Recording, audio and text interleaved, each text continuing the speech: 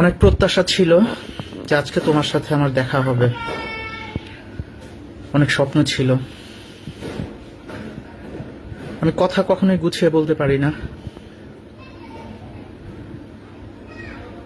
কিন্তু অন্তর্যামী জানে যে তোমাকে যে আমি ভালোবেসেছি সেটা কি ভণ্ডামি ছিল নাকি ছলনা ছিল, নাকি কোনো লোভে গিয়েছে, না তোমার শরীরের লোভে গিয়েছে, না আমি জানি না তোমার কত টাকা পয়সা আছে, তোমার টাকা পয়সা লোভে গিয়েছে, না তোমার স্বামীর টাকা পয়সা লোভে গিয়েছে, একমাত্র আল্লাহই জানেন। যাই হোক, কারো জানাই আমার কাছে মুখ্য ছিল না, কিন্তু তোমার মতে আমি স্বার্থবাজ, লোভী, চরম অসৎ, ভণ্ড, প্রতারক একজন। তুমি সেরকম সার্টিফিকেট তুমি আমাকে দিয়েছ।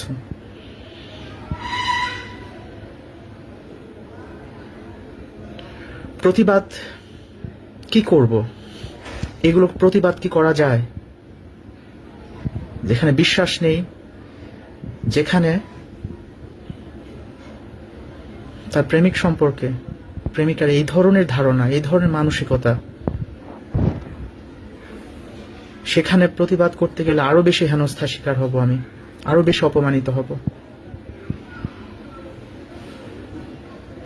আমি নিশ্চিত আমার তো আসলে কিছুই নেই, না আছে এখন টাকা, না আছে ক্ষমতা, না আছে সেই তারুণ্য, কিছুই নেই আমার। তোমার অফুরন্ত যৌবন, তোমার অনেক রূপ, অনেক টাকা পয়সা, তোমার যেমন আছে, তোমার বাবা মার আছে, তোমার স্বামীর আছে, তোমার আত্মীয় স্বজনের আছে, তোমার অনেক শুভাকাঙ্ক্ষী, অনেক বন্ধু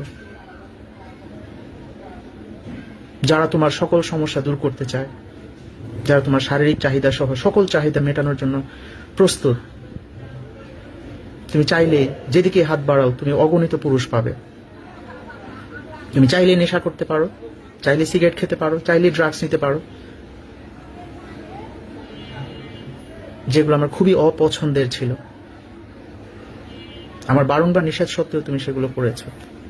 সেখান থেকে বোঝা যায় আমার ব্যাপারে তুমি কতটা কেয়ারিং। এনিওয়ে, এসব কথা আর বলবো না। তুমি যেহেতু আমাকে ছেড়েই দিয়েছ, নতুন পুরুষ পেয়েছ, আমি জানি না সে কতটা কোয়ালিফাইড। হ্যাঁ, পৃথিবীর অধিকাংশ পুরুষই আমার চেয়ে বেশি কোয়ালিফাইড, এটা আমি মানি। তুমি কিসের টানে আমার কাছে থাকবে? ঠিকই আছে, তুমি আমাকে ছেড়ে দিয়েছ, খুব একটা ভুল তুমি করোনি। তবে একটা কথা মনে রেখো, উপরওয়ালা সাক্ষী,